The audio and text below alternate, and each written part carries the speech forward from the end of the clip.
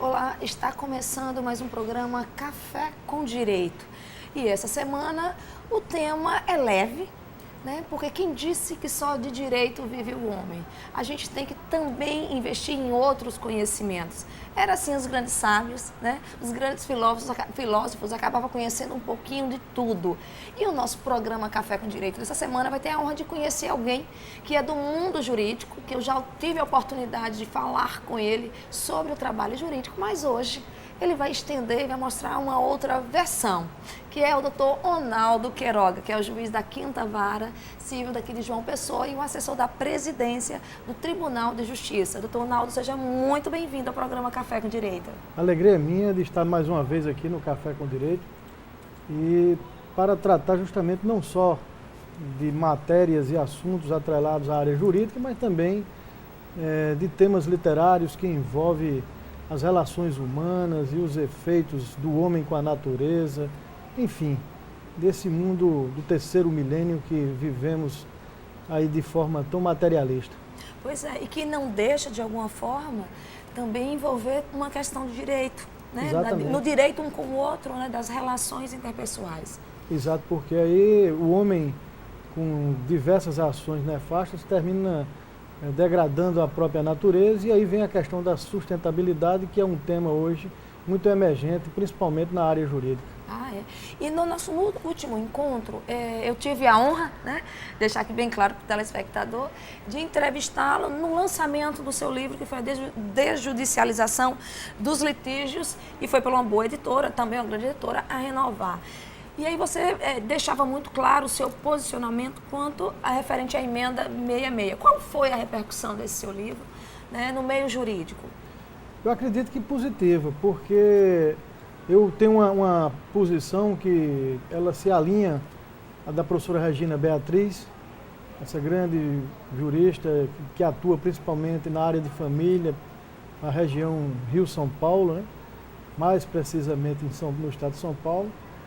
E que a emenda 66, que tem o objetivo justamente de quebrar aquele prazo que havia para o ajuizamento do divórcio, né?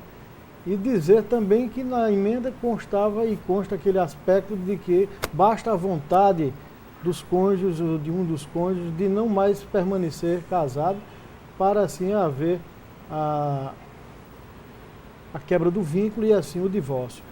Então, a emenda 66 veio com isso e também trouxe alguns questionamentos. Por exemplo,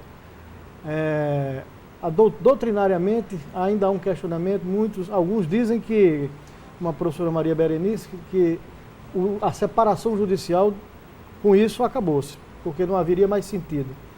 Mas, contrariamente a essa posição, eu penso que não, porque a Constituição brasileira estabelece que é necessário haver um respeito, inclusive de religiões, da religião de cada um. E existem algumas religiões no Brasil que não permitem justamente a quebra definitiva do vínculo, que só ocorre com o divórcio. Então, a separação seria o caminho jurídico para essas pessoas que têm vínculos religiosos com algumas religiões que existem no Brasil. E ainda mais outro aspecto. É necessário também que seja visto um ponto crucial.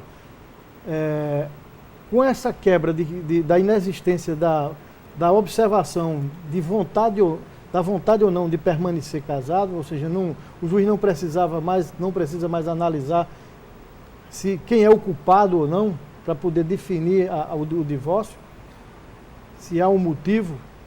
E isso gerou um questionamento no sentido de que alguns entendem que bastou justamente a vontade de um deles, de um dos cônjuges, e o divórcio se operar.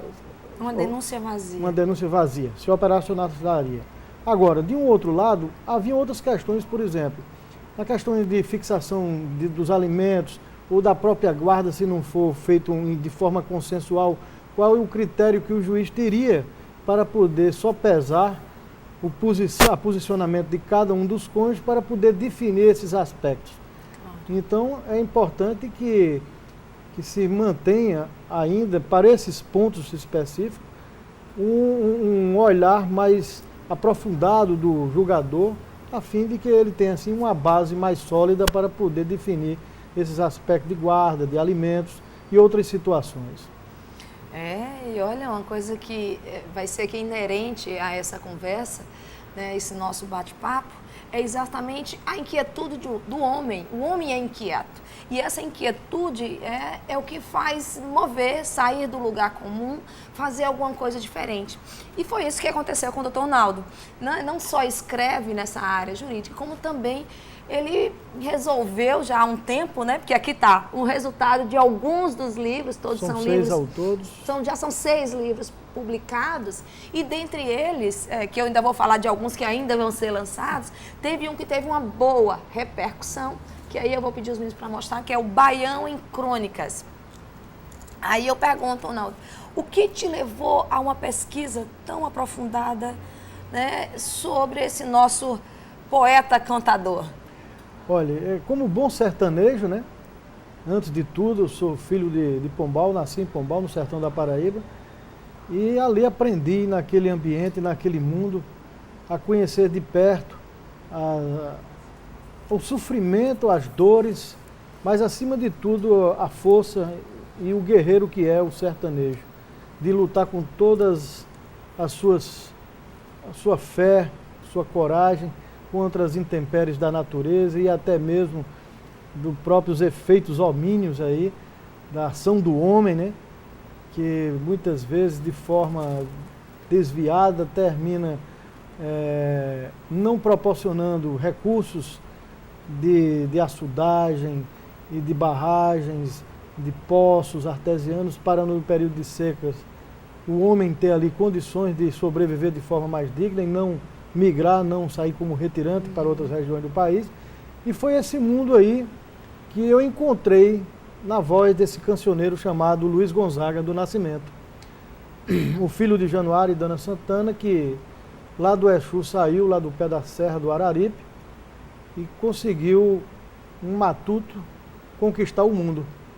Porque com sua voz, suas canções, ele levou a história do Nordeste não só a nível de Brasil, mas além fronteiras, porque já em 1954, ele já tinha uma música gravada pela principal cantora japonesa na época, que era Keiti Kuta, música essa já cantada em japonesa, que era a própria música Paraíba, que está muito ligada e identificada aí com o nosso estado. E Gonzaga justamente fez com que eu, a partir de 92, começasse a fluir em termos não só de fã, mas também enveredar nessa pesquisa de campo, até conseguir chegar em 2012 a lançar esse livro Baião em Crônicas, que é justamente fruto de mais de 18 anos de pesquisa. Olha, o povo nordestino, sertanejo, que tem muito orgulho da nossa raiz, das nossas culturas, que a gente faz de tudo para manter vivo. Eu acho que só tem que agradecer esse resultado, até porque desse aí pode surgir outras coisas, porque com a base dessa pesquisa, ela é muito rica. Né? Você conhecer os nossos costumes, a nossa comida, o que faz feliz o sertanejo, porque o sertanejo é um povo feliz. Hoje nós temos mais de 35 livros já editados falando sobre a vida e a obra de Luiz Gonzaga. O primeiro foi na década de 60, 62, foi Simval Sá, que o escreveu, já tem várias edições, e daí por diante vários outros livros foram lançados. É aquela história, Gonzaga não se conta sobre a vida e a obra dele em um só livro, nem muito menos também num só filme, que nós tivemos aí o Gonzaga de pai para filho, que teve um foco principal que era o conflito entre ele e Gonzaguinha, mas que abriu a avenida para outros cineastas aí trazerem as telas do cinema brasileiro outros focos, outras faces de Gonzaga, que não aquele só do conflito da vida dele com Gonzaguinha. A gente vai ter que fazer uma pausazinha, mas a gente retorna com mais conhecimento e informação para você, diretamente da RCTV, do seu jeito, para você.